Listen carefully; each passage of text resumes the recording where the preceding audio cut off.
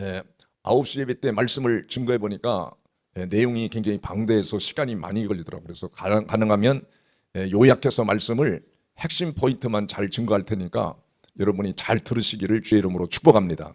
오늘 이 본문에 있는 말씀을 통해서 멸망을 받는 사람들, 이런 제목으로 하나님의 말씀을 나누려고 하는데, 반대로 하면 멸망을 받지 않는 사람들도 수없이 많다는 거예요. 근데 오늘 본문에 보니까 멸망받는 사람들이 더 많다는 거예요. 왜 하나님의 백성들이 멸망을 받았는가? 오늘 본문에 있는 말씀을 핵심 요지를 세 가지로 이렇게 정리한다 그러면, 첫째는 하나님의 은혜와 기적을 체험하고도 순간의 어려움 때문에 불신앙으로 빠져 들어가는 위험한 신자들이 있음을 경고하는 메시지입니다. 두 번째로는 고린도 교회의 본질적인 문제가 바로 교회를 다니면서도 우상 숭배에 빠져 있는 삶을 경고하는 메시지예요. 세 번째로는 바로 오고 오는 세대들에게 가능하면 멸망받지 않고 사는 역사가 일어나도록 그걸 깨우치기 위해서 오늘 이 본문에 있는 말씀을 우리에게 주신 겁니다. 그래서 오늘 보면 6절에 보면 그랬어요. 이런 일은 우리의 본보기가 되어, 본보기가 된다는 것은 거울이 된다는 거예요. 역사는 우리의 거울입니다. 이게 부모가 어떻게 사느냐야 그 모습이 자녀들이 그대로 다 학습하게 돼 있어요. 이게 부모가 내가 믿음 생활하고 기도 생활하고 말씀을 보고 경건하게 사는 거, 이게 굉장히 자녀들에게 굉장히 유익한 학습 공부입니다. 공부.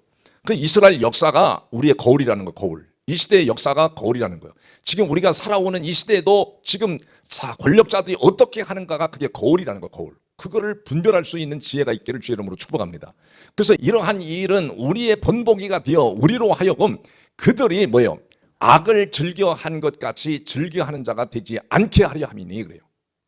그러면서 오늘 11절에도 뭐라고 그랬냐면 11절에 가서 보면 그들에게 일어난 이런 일은 거울이 된 자는 거울. 거울은 우리를 보잖아요. 이렇게 봐서 뭔가 잘못됐는지, 이 눈썹이 잘 그려졌는지, 입술이 또 잘 그려졌는지 거울을 보고 교정하고 이렇게 잘 또 아름답게 만드는 것처럼 마치 이런 일이 본보기가 되고 또한 말세를 만난 우리를 뭐 하려고? 깨우치기 위해서 기록했다는 거예요. 그런데 오늘 이 본문에 있는 말씀을 우리가 잘 보면 하나님의 백성들이 기적을 체험했어요. 하나님의 은혜를 체험하고 독재자에게 억압을 당하고 자유를 잃어버리고 고통을 받다가 하나님의 은혜와 기적으로 홍해를 건너 광야로 왔습니다. 광야로 와서 그들이 그런 기적과 은혜를 다 체험하고도 불구하고 그들이 광야에서 많은 사람들이 멸망을 받았다라고 여러분 이 5절에 나옵니다. 5절에는 말씀을 보면 그러나 그들의 다수를 하나님이 어떻게 돼요? 기뻐했다고 그래요? 기뻐하지 않았다고 그래요? 기뻐하지 아니하셨으므로 그들이 광야에서 뭘 받았어요? 멸망을 받았느니라. 광야에서 그렇게 하나님이 기적을 베풀어 주고 은혜를 베풀어 주시고 아무런 조건 없이 흑암 속에서 방황하고 괴로워하는 백성들을 끄집어내 줬더니 여러분 광야에 나와서 하나님이 기뻐하지 않는 일을 하더래요. 그래서 뭐 멸망을 받아. 그 멸망을 받은 이유가 바로 뭐냐 이거예요.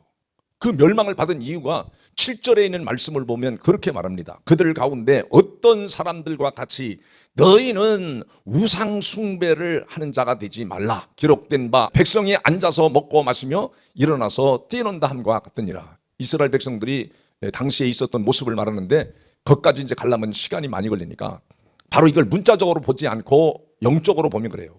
첫 번째, 왜 하나님의 백성들이 멸망을 받았느냐? 우상 숭배하지 말라고 그랬잖아요. 우상 숭배는 보이는 우상이 있고 보이지 않는 우상이 있어요. 보이는 우상은 여러분이 무엇을 따라가느냐? 권력을 따라가고 또 돈을 따라가고 돈을 의지하잖아요. 돈을. 다 이런 거를 바로 다 우상이라고 그래요. 그리고 성경에 한번 보면 성경에 디모데전서 6장 10절에서 보면 그렇게 말합니다. 디모데전서 6장 10절에 보니까 돈을 사랑함이 뭐라고 그래요?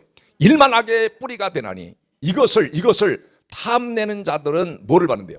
미혹을 받아 믿음에서 떠나 많은 근심으로써 자기를 뭐인데요? 자기를 찌른다는 거예요. 자기를 아프게 하고 자기를 스트레스 받게 하고 자기를 괴롭게 하고 자기를 결국 망하게 만들다는 거예요. 뭐가? 돈을 사랑함이. 그러니까 이 우상이라는 건 하나님보다 무엇인가 더 의지하고 더 그것을 사랑하는 것을 우상이라고 그래요.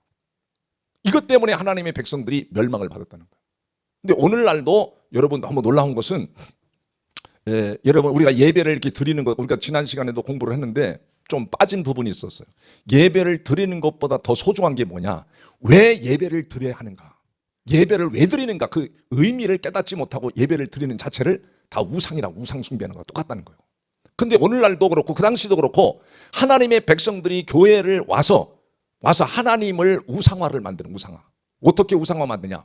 하나님은 나의 인생을 풍요롭게 해주신다. 내 자신을 만족하게 해주신다. 내 문제를 해결해 주시는 분이다. 물론 인간의 문제를 해결해 주시는 분인데 왜 하나님 앞에 예배를 드려야 되는가? 그 본질적인 이유를 알지 못하고 하나님이 내 인생을 만족하게 해주시고 내가 기도하면 그 기도를 들어주시는 하나님, 문제를 해결해 주시는 하나님, 이거는요 세상 종교나 교회나 똑같이 그래. 그런 게 바로 기독교가 아니라는 것을 성경은 말합니다. 그러니까 그게 우상숭배라는 거예요. 그래서 사람들이 다 돈을 따라가고 돈을 사모하고 돈을 탐내고 권력을 탐내고 다 재산을 탐내고 전부 다 그 방향으로 가다는 거예요. 그래서 이스라엘 백성들이 수많은 다수가 하나님이 기뻐하지 아니함으로 결국은 멸망을 받았다는 거예요. 오늘날 교회도 똑같습니다. 교회에 와서 우상신을, 하나님이 내 문제를 해결해 주신 분이다, 진리의 말씀 생명의 떡을 먹지 않는 것, 전부 다 그게 우상 숭배하는 것과 똑같다는 거예요. 교회에 와서 예배를 드리지만 지금 그런 것 때문에 대한민국이 또 어려운지도 몰라요. 여러분, 두 번째로는 오늘 그렇습니다. 8절에 보니까 왜 이스라엘 백성들이 멸망을 받았느냐? 두 번째 8절에 보면 그들 중에 어떤 사람들이 뭐라 그래요? 음행하다가 하루에 23,000명씩 죽었나니 우리는 그들과 같이 뭐하지 말라? 음행하지 말자. 그리고 두 번째는 왜 멸망을 하냐? 음행했기 때문에. 여러분, 이 음행이라는 걸 문자적으로 보고 세상에가 바람 피우고 그걸 말하는 것이 아니라 무엇을 음행이라고 그러냐면 진리를 떠나서 율법으로 사는 삶을 음행하는 삶이다. 주님을 의지하고 믿다가, 하나님을 믿다가, 예수를 믿다가 복음을 들었음에도 불구하고 세상으로 치우쳐서 세속적으로 살아가는 사람, 교회를 떠나고 주님을 떠나는 삶을 다 음행이라고 그래요. 그걸 간음이라고 그래요. 아셨습니까? 그래서 야고보서 4장 4절에서 보면 뭐라고 말씀하는가? 야고보서 4장 4절에 있는 말씀을 보겠습니다. 다 같이요. 시작. 간음하는 여인들아, 세상과 벗된 것이 하나님과 원수됨을 알지 못하느냐? 그런즉 누구든지 세상과 벗이 되고자 하는 자는 스스로 하나님과 뭐가 돼요? 원수 되는 것이니라 그러잖아요. 여러분, 하나님과 원수를 삼고 인생이 잘 될 수가 있습니까? 다 망이잖아요. 다 고통을 받잖아요. 얼마나 많은 스트레스와 압박을 받는지. 여러분, 오늘 본문이 그런 거예요. 간음하는 여인들아, 세상과 친구 삼고 세상을 따라 살고 세속주의로 살아. 예수 믿으면서도 세상 것에 따라 세상의 지배를 받고 세상으로 치우쳐 사는 삶을 간음하는 여인이다, 간음하는 신자다, 그렇게 보는 거예요. 그 여러분, 세상이 얼마나 좋아요. 뭔가 게임에 빠져가지고 성경책은 한 자로도 안 봐. 아예 한 말씀도 암송 안 해. 묵상 안 하면서 게임에 빠져 있어. 아니, 대학까지 나왔는데, 아니 그래도 직장 다니고 또 자기 나름대로는 성인이라고 그러는데 게임에 빠져가지고, 그 게임에 빠져가지고, 아니 게임도 좀 여러분을 지적으로 삶을 향상시켜주고 여러분에게 도움 주는 게임을 하면 그래도 나. 그렇지 않은 게임에 빠져가지고 중독이 돼가지고 게임하는 그런 청년들이 얼마나 많은지 몰라요. 거기에서 빠져나오시는 여러분이 돼야 돼요. 진리의 말씀을 들으면 그게 여러분이 달라지는데 그 진리의 말씀을 안 들으려고 하면 교회 와서도 안 들어. 그걸 음행이라고 그러고, 세 번째로 나오는 말씀이 다음 절에 9절에 보면 그래서 그들 가운데 어떤 사람들이 주를 시험하다가 뱀에게 멸망하였나니 우리는 그들과 같이 시험하지 말자. 여러분, 주를 시험한다는 건 이건 한번 설교를 했어요. 주를 시험한다는 것은 하나님의 말씀을 믿고 사람들이 어려움이 오고 때로는 핍박을 받으면 사람들이 의심이 생깁니다. 더 나아가서 사람이 부정적인 마인드로 바뀌어버려요. 그럴 때 여러분의 마음속에 있는 진리의 말씀, 생명의 말씀을 가지고 있다 할지라도 내가 의심할 때, 어려움을 당하고 핍박을 당하고 그럴 때, 의심하고 부정적인 생각을 가질 때 사탄이 와서 여러분에 있는 말씀을 다 뺏어가 버립니다. 그래서 여러분이 율법으로 살게 만들어. 율법으로 사는 삶을 바로 시험하는 자다, 이렇게 말하는 거예요. 주를 시험하다가 전부 다 멸망을 당한다잖아요. 그러니까 사람들이 오늘날도 그렇게 생각해요. 왜 하나님을 믿는데 왜 이런 코로나가 와가지고 왜 우리 모두를 이렇게 힘들게 만드냐? 만나고 싶은 사람도 못 만나고, 먹고 싶은데도 마음대로 못 가서 못 먹고, 왜 이렇게 만드냐? 이게 하나님이 살아계시면 왜 하나님을 믿는데, 열심히 하나님을 믿는데 왜 내가 아프고 어려움을 당하고 고통을 당하냐 이거요. 그래서 자꾸 의심하고 부정적인 말을 하는 사람들이 얼마나 많아요. 그런 사람들이 지금 넘쳐나는 시대예요. 주를 시험하다가 그래서 멸망을 받는다는 거. 여러분, 말씀의 진리가 여러분의 심령 속에 탁 뿌리를 내리고 있으면 아무리 어려움이 찾아오고 고통이 와도, 여러분이 아픔이 와도 오히려 주를 매달리고 주를 의지하고 그 말씀의 뿌리가 내려져 있으면 여러분이 끝까지 신앙으로 승리하시고 하나님이 여러분을 치유하시고 고쳐주시고 새롭게 하시는 역사가 일어나는 줄을 믿으시기를 바랍니다. 믿으시기를 바랍니다. 오늘 네 번째로 그랬어요. 네 번째로 오늘 10절에 보니까 그들 가운데 어떤 사람들이 뭐하다가 원망하다가 멸망시키는 자에게 멸망하였나니 너희는 그들과 같이 뭐하지 말라. 뭐하지 말라. 원망하지 말라. 여러분, 원망하는 사람들이 왜 원망할까? 이 묵상해 보면 내가 열심히 믿었는데, 내가 열심히 했는데 대가가 없을 때 원망하게 돼요. 응? 또 진리의 말씀을 확실하게 붙들지 않고 살면 자꾸 원망거리가 생겨요. 이게 원망하면 사람이 몸이 극도로 스트레스를 받아가지고 몸이 나약해집니다. 나는 행복해요. 죄사함 받았으니. 죄사함 받아서 행복하다고 해야 되는데 아유, 왜 이렇게 원망거리가 산더미처럼 몰려오는지 입에서 원망을 달고 살아. 그러면 성경은 뭐라고 말하는 줄 아세요? 굉장히 성경이 많이 나오는데 야고보서 5장 9절에 있는 말씀 한 절만 보면 거기에 뭐라고 그랬는지. 자, 야고보서 5장 9절에 있는 말씀을 한번 보겠습니다. 여러분, 형제들아 서로 뭐하지 말라. 원망하지 말라. 그리하여야 뭐라고 그래요? 심판을 면하리라. 보라, 심판주가 문 밖에 서 계시느니라. 그러니까 원망하면 뭘 받는다는 거예요? 심판받으래. 멸망을 받으래. 그러니까 여러분이 살아가면서 교회를 향하여, 하나님을 향하여, 여러분의 자신을 향하여 원망하는 자가 되지 않기를 주의 이름으로 축복합니다. 이런 네 가지 때문에 하나님의 백성들이 독재자에게 억압을 당하고 그 흑암 속에 서 있는 백성들이 하나님의 기적과 은혜로 광야로 나왔는데 광야에서 많은 다수가 다 멸망을 당했대요. 얼마나 불쌍해요. 여러분이 오늘 네 가지의 프레임에 딱 빠지면 사람은 신앙생활을 잘할 수 없고 멸망을 받을 수밖에 없어요. 그러니까 여러분, 왜 이렇게 멸망을 받았는가? 그 이유가 지금 쭉 설명했잖아요. 근데 본질적인 이유는 1절부터 4절에 있는 말씀 때문에 그런 거예요. 1절부터 4절에 있는 말씀을 그들이 붙들고 살지 않았기 때문에 이런 잘못된 프레임에 빠져가지고 시대를 분별하지 못하고 하나님의 말씀을 분별하지 못하고 불행에 처해져 버린 거예요. 그러니까 1절을 보세요. 1절. 1절에는 말씀을 보면 뭐라고 말씀했는가 하면 형제들아, 전부 다 형제들아 우리를 말하잖아요. 다. 형제들아 나는 너희가 알지 못하기를 원하지 아니하노니. 이게 굉장히 어렵게 써놨어. 그냥 하나님, 너희들이 좀 정신 차려서 하나님 말씀을 잘 알기를 원한다. 좀 잘 알아라. 이러면 좋은데 너희가 알지 못하기를 원하지 아니하노니 그래요. 그러니까 여러분이 이 하나님의 말씀을, 영적인 말씀, 문자적인 말씀이 아니라 영적인 말씀을 잘 알아야만이 여러분이 멸망의 길로 가지 않고 사탄에게 미혹을 받아서 진리를 떠나 또 세상으로 치우치고 세 속에 빠져 사는 삶을 살면 망한다는 거 아니에요. 그런데 오늘 성경은 그렇게 말하잖아요. 형제들아 나는 너희가 알지 못하기를 원치 아니하노니. 우리 조상들이 다 구름 아래 있고, 구름 아래 있다는 것은 하나님이 임재해 계심을 가르쳐 주는 거예요. 하나님이 이스라엘 백성들과 광야에서 임재해 계셨고 바다 가운데로 지냈다. 바다로 지냈다. 그러면서 다음 절에 뭐라고 그러는 줄 아세요? 다음 절에 2절에 보면 모세에게 속하여 다 구름과 바다에서 세례를 받고 그랬어요. 세례를 받았다는 건 바로 연합되어 있다는 거예요. 하나님과 연합하고 내가 확실하게 믿겠습니다. 나의 죄를 씻어주신 것을 믿습니다. 그럴 때 세례를 주는 거거든. 세례를 받을 때 나는 주님과 하나가 되었습니다. 나는 예수 그리스도와 하나가 되었습니다. 이제는 주님과 연합한 삶을 살겠습니다. 확실하게 믿겠습니다. 그거를 가르치는 말이에요. 그리고 여기서 모세에게 속하여 그러잖아요. 하나님 백성들이 모세에 속했다는 건 모세와 백성들이 하나가 연합되어 있다. 이걸 가르치는 말이에요. 그러니까 우리 모세는 하나님과 연합되어 있었고 백성들은 모세와 연합되어 있다. 모세에 속해 있다. 그러니까 여러분이 진리를 알고 복음을 전해주는 이스라엘 목사와 여러분이 속해 있다는 걸 하나가 되었다. 연합되었다. 그러면 그 사람은 복음을 알고 복음으로 순종하고 사는 삶이 되어버리는 거죠. 그래서 그 3절에 뭐라고 말하냐면 3절에 보면 다 같은 신령한 음식을 먹었다는 거예요. 다. 여기에 음식을 갖다가 신령한, 아이고 여러분 밥 차려 왔는데 아이고 요번 주에 오늘 내가 바빠서 반찬을 못하고 김치하고 그냥 깍두기하고 두 가지 갖다 놓고 먹어. 그러면 가족들이 모여가지고 바쁘시니까 잘하셨어 엄마. 그냥 깍두기 하나만 있어도 고추장하고 그냥 비벼 먹으면 돼. 그냥 간장 찍어서 먹으면 돼. 그렇게 생각할까요? 그게 신령한 음식을 이렇게 갖다 주셔서 너무 고맙다니까. 이런 일반적인 음식은 신령한 음식이라고 안 해. 이거는 신령한 음식이라는 것은 하나님으로부터 왔기 때문에 신령한 음식이라고 하는 거예요.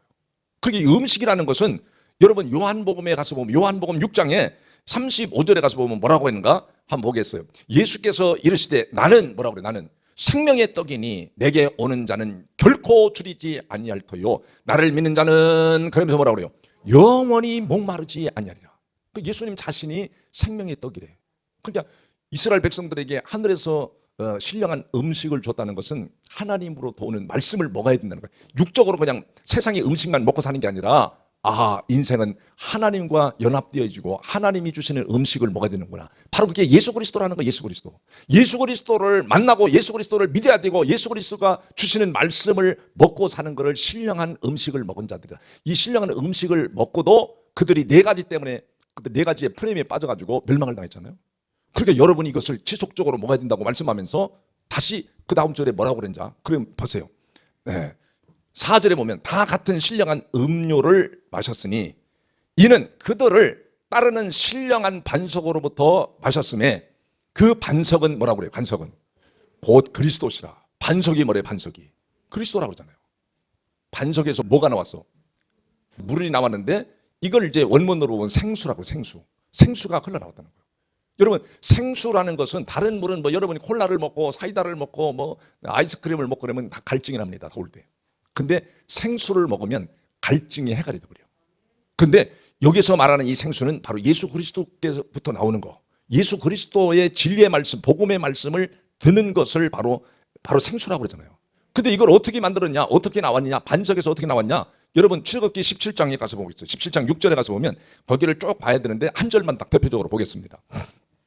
다 같이 시작. 내가 호렙산에 있는 그 반석 위 거기서 내 앞에 서리라. 너는 그 반석을 어떻게 해? 치라. 반석을 치라 그러죠. 뭘로 쳤죠?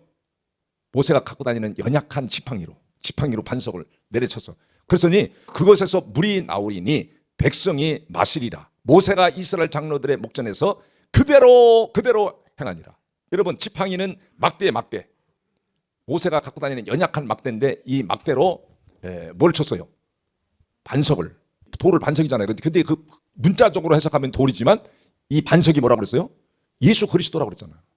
그 예수 그리스도는 인생을 위해서 막대기로 탁 때렸다는 것은 뭘 말하려고 하냐면 예수님이 율법에서 맞고 율법에서 맞아가지고 율법을 가진 자들을 통해서 십자가에 못 박히는 걸 말하기. 막대기는 십자가를 가리키는 말이에요.